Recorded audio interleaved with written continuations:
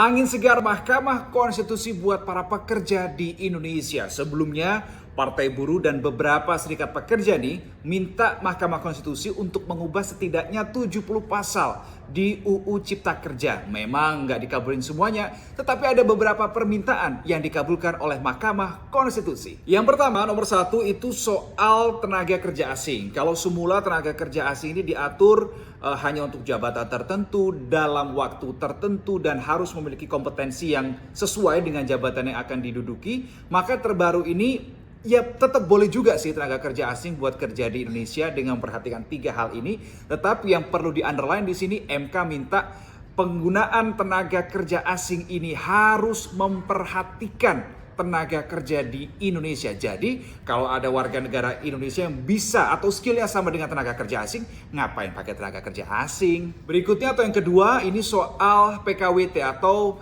perjanjian kerja dalam waktu tertentu, artinya kontrak lah ya. Ini kalau semula tidak disebutkan PKWT-nya berapa lama, jadi bisa diasumsikan maka ini bisa dikontrak seumur hidup, maka MK memutuskan PKWT paling lama atau dikontrak paling lama itu 5 tahun. Kemudian poin yang ketiga yang merupakan angin segar juga buat para buruh, ini soal hari libur ya. Hari libur kalau di UU Cipta Kerja yang awal, yang semula ini hanya diatur liburnya 1 hari dalam 1 minggu, berarti 1 hari libur 6 hari kerja. Tetapi yang di opsi terbaru yang diberikan oleh Mahkamah Konstitusi adalah 1 hari libur 6 hari kerja atau 2 hari libur 5 hari kerja.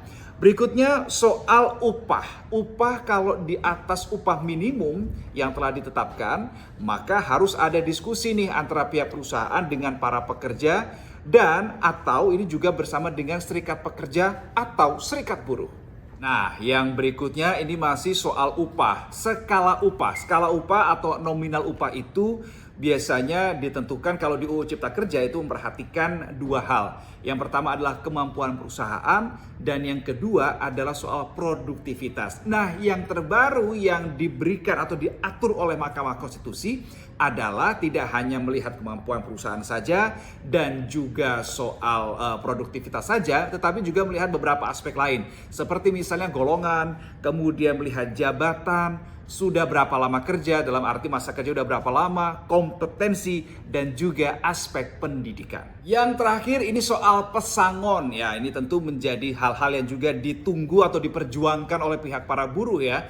Dan kalau aku ngomong satu persatu kelihatannya bakal terlalu panjang deh. Yuk kita lihat cuplikan atau data soal pesangon yang baru saja disetujui oleh Mahkamah Konstitusi berikut ini.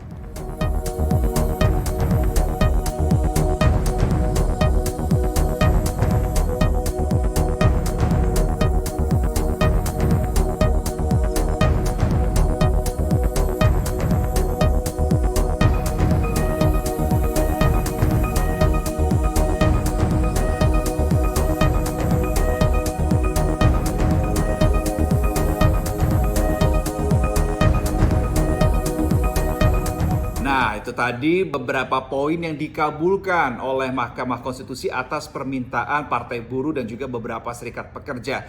Pertanyaannya dan juga PR yang ke depan adalah kita harus kawal betul implementasinya. Jangan cuma kaya di teori, indah di aturan, tapi implementasinya bobrok. Ayo, kita kawal bareng.